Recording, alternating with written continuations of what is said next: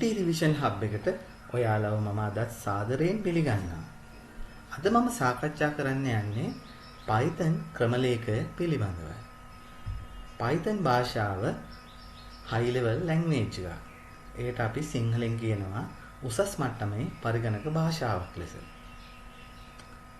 එය අර්ථ වින්‍යාස භාෂාවක් වන අතරම පහසුවෙන් කියවා තේරුම් ගැනීමේ හැකියාවෙන් යුක්තයි. වෙනත් භාෂා සමග සංසන්දනය කිරීමේදී මෘදුකාංග නිර්මාණ ක්ෂේත්‍රයට යොමු වන ආධුනිකයෙකුට නැත්නම් ෆ්‍රෙෂර් කෙනෙකුට උනත් ඉතා පහසුවෙන් අවබෝධ කර ගැනීමේ හැකියාව තියෙනවා. එමෙන්ම වෙනත් භාෂා සමග සංසන්දනය කිරීමේදී සංකේතමය උපදේශයන් ඉතා අඩු බැවින් සංකීර්ණතාවය අඩුයි. එය interpreted language එකක්. සිංහලෙන් කියනවා නම් අර්ථ වින්‍යාසක භාෂාවක්. Python මගින් ලියන ලද කේතනයන් අදාළ මෘදුකාංගය ක්‍රියාත්මක වන අවස්ථාවේදී යන්ත්‍ර භාෂාවට පරිවර්තනය කිරීම සිදු කරනු ලබයි. ඒ නිසා එයට අපි අර්ථ වින්‍යාසක භාෂාවක් ලෙස නම් කරනවා.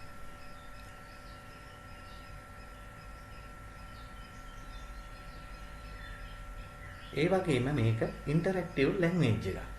ඒ කියන්නේ අන්තර් ක්‍රියාකාරීත්වයෙන් යුක්තයි. පරිගණක තිරේ Python භාෂාව ලබාගෙන ඔබට අවශ්‍ය කේතනයක් ඇතුළත් කළ සැනින් ඊට ප්‍රතිචාර දැක්වීමේ හැකියාව තියෙනවා. ඒකට අපි කියනවා අන්තර් ක්‍රියාකාරීත්වය කියලා. එම නිසා එමගින් පහසුවෙන් Python භාෂාව හැදෑරීමේ හැකියාව ලැබෙනවා. ඒ වගේම Python කියන්නේ object oriented language එකක්. වර්තමානයේ භාවිතා කරන high level language වල පවත්නා සියලුම ගුණාංග වලින් මෙම Python ක්‍රමලේඛය යුක්ත වෙනවා. ඒ කියන්නේ object oriented programming language එකක තියෙන polymorphism, inheritance and encapsulation කියන ගුණාංග තුනම මෙම Python ක්‍රමලේඛයේ ඇතුළත් වෙනවා.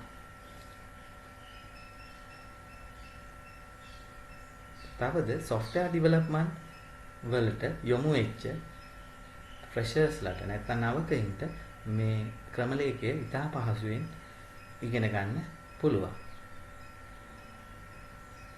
ඒ වගේම මෙම programming language එක කුඩා මෘදුකාංග වලින් පටන් ගත්තම web based desktop වැනි ඉහළ මෘදුකාංග නිර්මාණය කිරීම සඳහා යොදා ගන්න පුළුවන්. අපි Python භාෂාවේ ඉතිහාසය සැලකුවොත් 1980 දශකයේ අගභාගයේ සිට 1990 දශකයේ ආරම්භක කාලය දක්වා ගයිඩෝ වෑන් රෝසම් විසින් නෙදර්ලන්තයේ National Research Institute for Mathematics and Computer Science ආයතනයේදී තමයි මෙම ක්‍රමලේඛය නිර්මාණය කරලා තියෙන්නේ.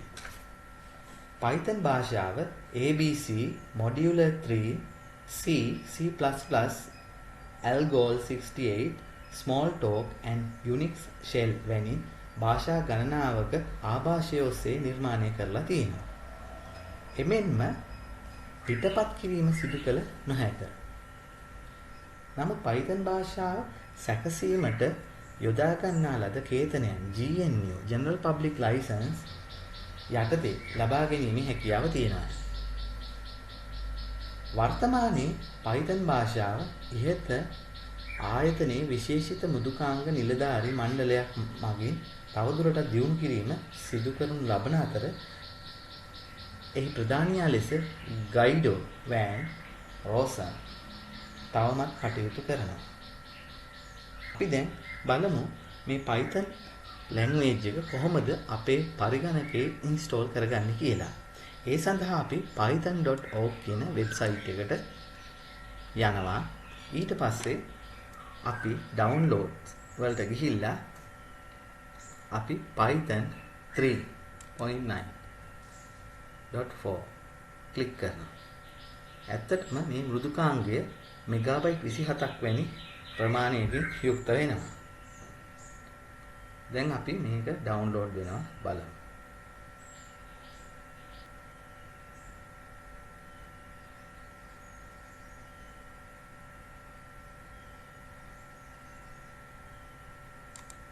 අපි ඕපන් කරමු දැන් setup එක.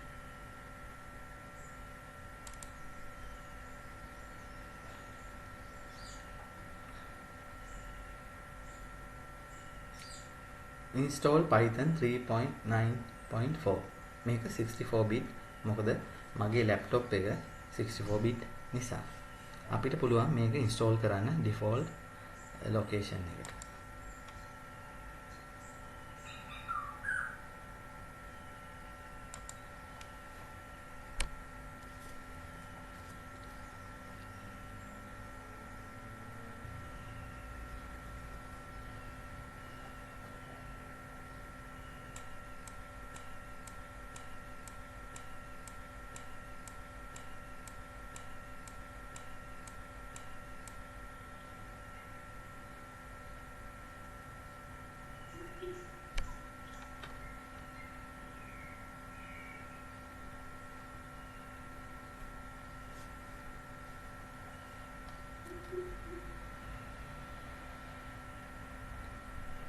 දැන් Python ක්‍රමලේඛය අපේ පරිගණකයේ ස්ථාපනය වෙනවා.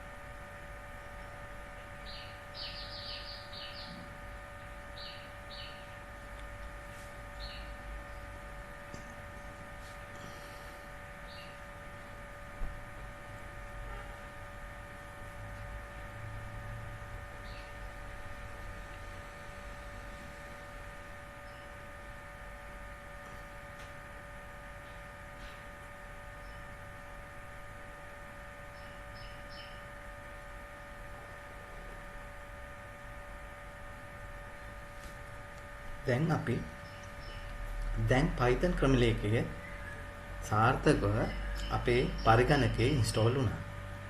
දැන් අපි මෙතන close button එක. දැන් අපි desktop එකට ගිහිල්ලා බලමු Python ක්‍රමලේඛය install වෙලා තියෙන්නේ කොහොමද කියලා. අපේ desktop එකට icon එකක් install වෙද්දී ඇවිල්ලා නැහැ. ඒ නිසා අපි බලමු කොහොමද අපි desktop එකට icon එකක් දාගන්නේ කියලා. අපි මෙතන open file location යමු.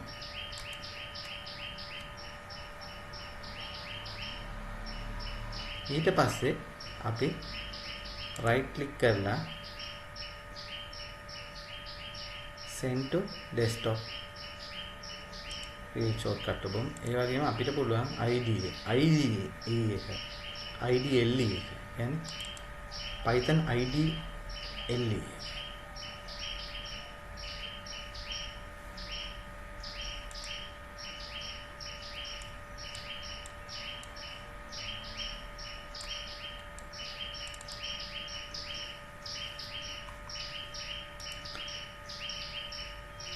අපිට පුළුවන් ඒ වගේම Python IDE එකටත් desktop එකට shortcut එකක් දාගන්න.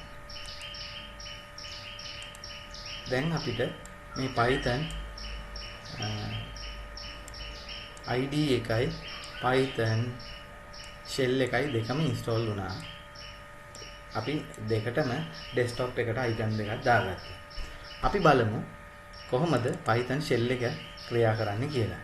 දැන් මේ තියෙන්නේ අපි install කරගත් Python version එකත් එක්ක තියෙන Python shell එක.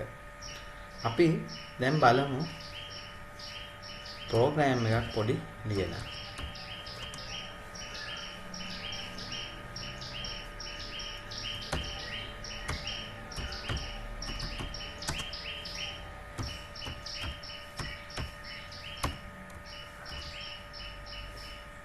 දැන් අපි enter කරලා බලමු. දැක්කනේ අපිට print වෙනවා hello world කියලා. මේ වගේ අපිට Python shell එකේ අපිට single line විදිහට පොඩි program ලියන්න පුළුවන්. මෙන්න මේ ආකාරයෙන්. අපිට පුළුවන් ඒ වගේම අපිට පුළුවන් conditions check කරන්න මේ වගේ. අපිට 5 greater than 8 ද කියලා check කරන්න පුළුවන්. එතකොට අපි බලමු මොකද්ද result එක කියලා. false. ඒ කියන්නේ හරිනේ. 5 greater කියන්නේ 8ට වඩා විශාල නෑනේ. ඒ වගේ අපිට මේ ආකාරයෙන් පුළුවන් Python shell එකේ program ඒ කියන්නේ line by line programs ලියලා execute කරන්න. නමුත් අපි Python වලින් programs ලියනකොට භාවිතා කරන්නේ මෙන්න මේ Python IDLE කියන මෘදුකාංගය. ඒකේ අපිට පුළුවන් මෙන්න මේ ආකාරයෙන් file new ගිහිල්ලා file එකක් අරගෙන අපිට program එකක් ලියන්න පුළුවන්. අර කලින් මම print කරා වගේ.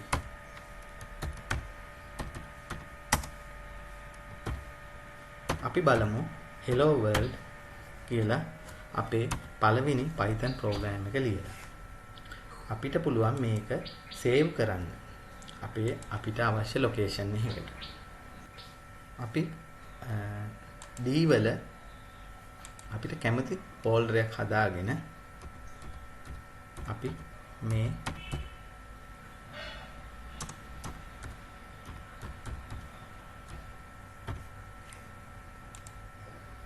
අපේ පළවෙනි program එකට අපි නමක් දාමු my first. අපි මේක save කරමු. දැන් අපි මේක බලමු run කරලා මොකක්ද output එක කියලා. දැක්කද? hello world කියලා print වුණා. දැන් අපිට මේ ඒ ආකාරයෙන් අපිට පුළුවන් මෙන්න මේ IDLE එක උපයෝගී කරගෙන අපිට මෘදුකාංග නිර්මාණය කරන්න. අපි Python පිළිබඳව වැඩි දුරටත් මගේ ඊළඟ වීඩියෝ වලින් අපි සාකච්ඡා කරමු.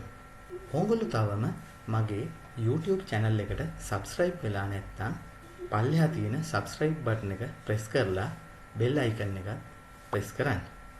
ඔබට සුබ දවසක්.